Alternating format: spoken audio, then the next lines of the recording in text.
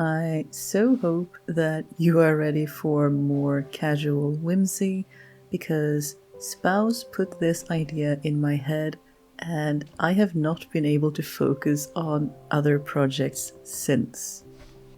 We will start with thin dark brown wool and 119 loosely cast on stitches on 3mm needles. This will make for a very loose and soft hat, ideal if you, say, suffer from migraines or other conditions that make tight headbands painful. Less ideal if you require tightness to avoid precious handmade crafts from being carried away with the wind. A loved one prefers the latter, and for them I cast on 79 stitches for the same hat, nearly half. What I'm saying is, please swatch and adjust the stitch count to your preferences and need if you make this. The only important thing is that we start with an uneven number of stitches. Now, I think this is called a seed stitch in English. We are alternating between knit and purl stitches. The odd stitch count means our stitches will stagger by 1, creating this lovely checkerboard-like completely reversible look with the most amazing texture. I am planning on folding this section of the hat double for extra warmth around those sensitive hearing devices, which means that we have a chance to hide a little something behind this wide band of textured stitches.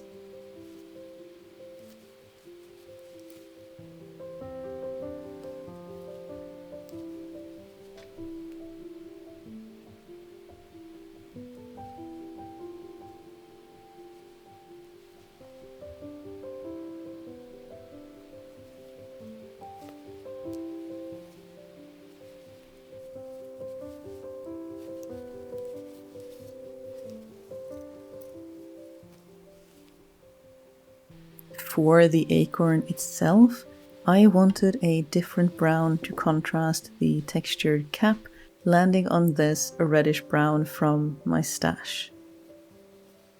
I did consider knitting spirals or something to make this section more fun, but ultimately decided against it. This project is already pretty beginner-friendly. Even if the color work is a little tight, it is only a small section of the whole hat, so there is still plenty of stretch in the rest of the knit. So plain knit it is, which makes for a pretty relaxing set of rows. And honestly, sometimes I feel like plain knit like this or stockinette gets a bit of a bad rep. I know some people find it unbelievably boring, but I relish in these moments of creation where I can let my brain just take a bit of a break. Sometimes plain knit like this is all I have the headspace to do after a long day, but I still want to do something. I come back more and more to these kinds of simpler projects where my hands just know what to do for long stretches of time, especially as a respite in between more demanding projects.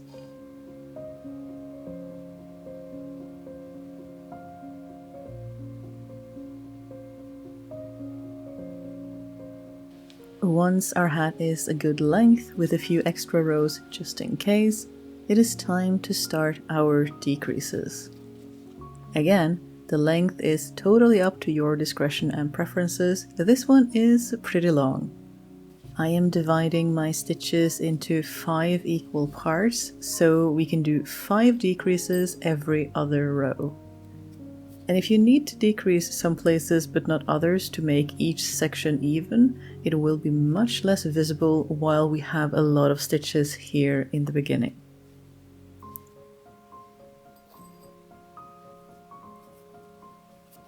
A 5-stitch decrease may not seem like much initially, but trust me, it will start adding up really fast.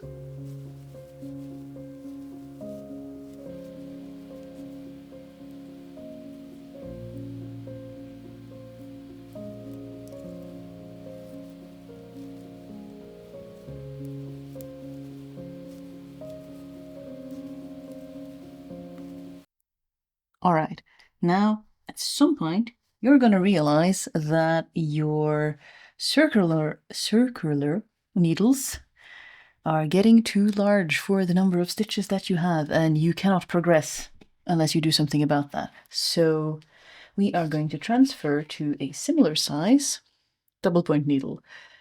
I don't know where my other 3mm, hello Soot, needles are. I found these from an old stash that I inherited, and they are shorter than I usually work with, so wish me luck. But if you are worried about losing stitches as you're transferring because you're not working on the right hand, just pop a stitch holder on there and you are good to go.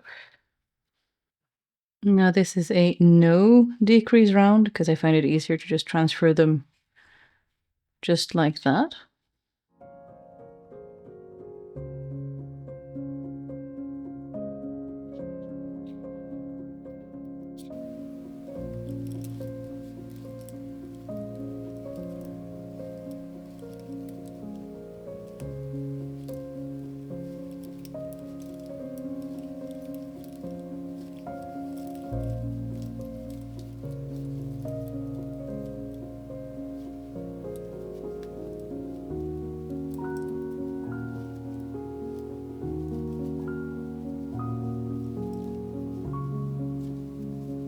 And now for something that I have wanted to do ever since I conceived of this idea a few hours, or earlier today.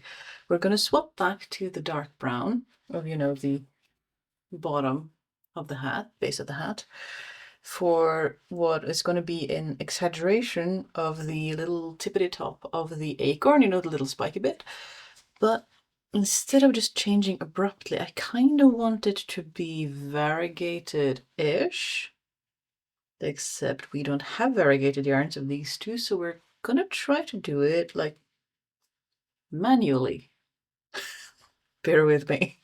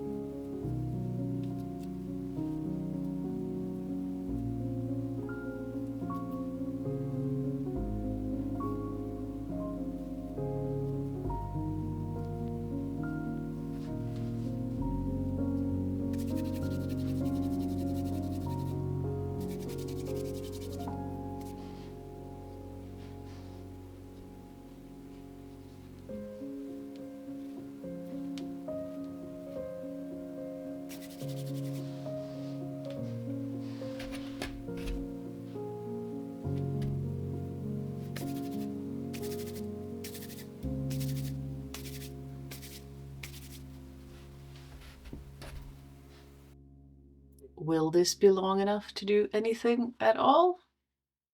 I don't know, but I guess we shall see.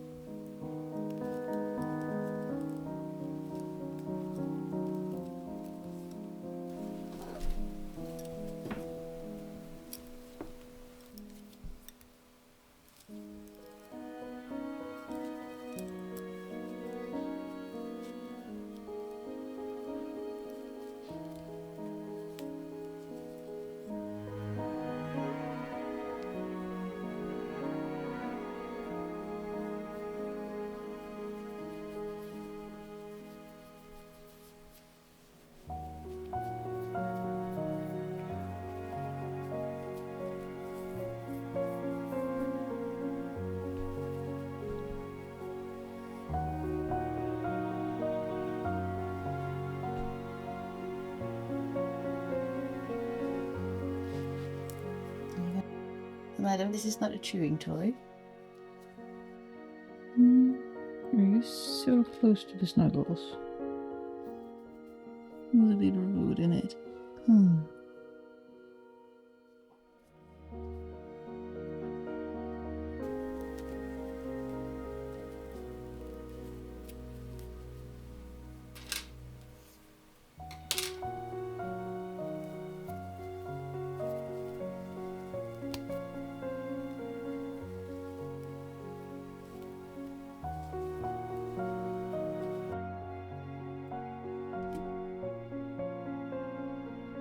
And back to you.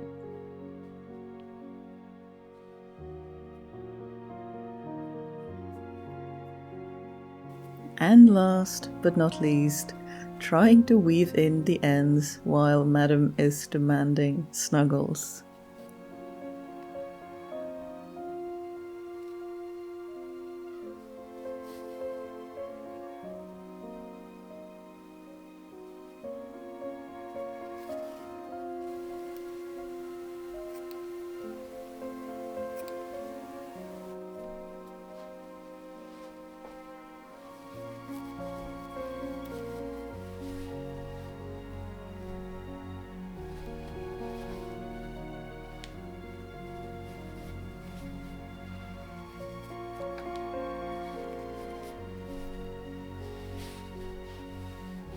Before blocking our friend in some wool-friendly soapy water.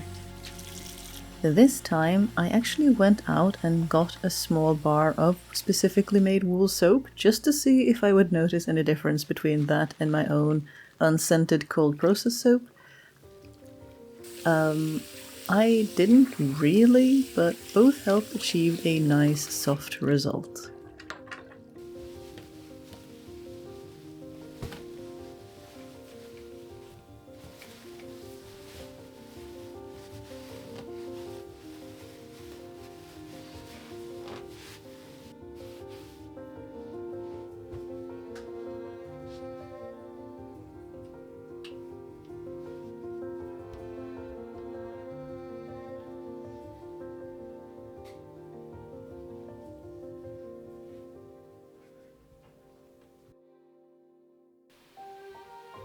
And there she is, ready for fun secret shenanigans.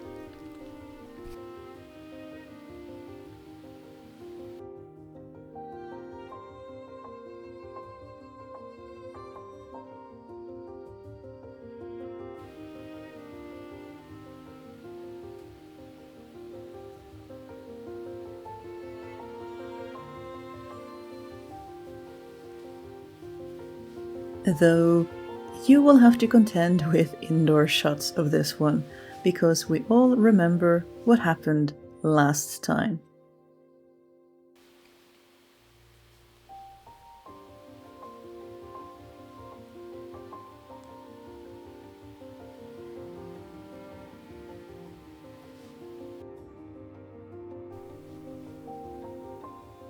Anyway, many thanks for watching, and a special thanks to the patrons and other supporters who help me keep the lights on and make this channel possible.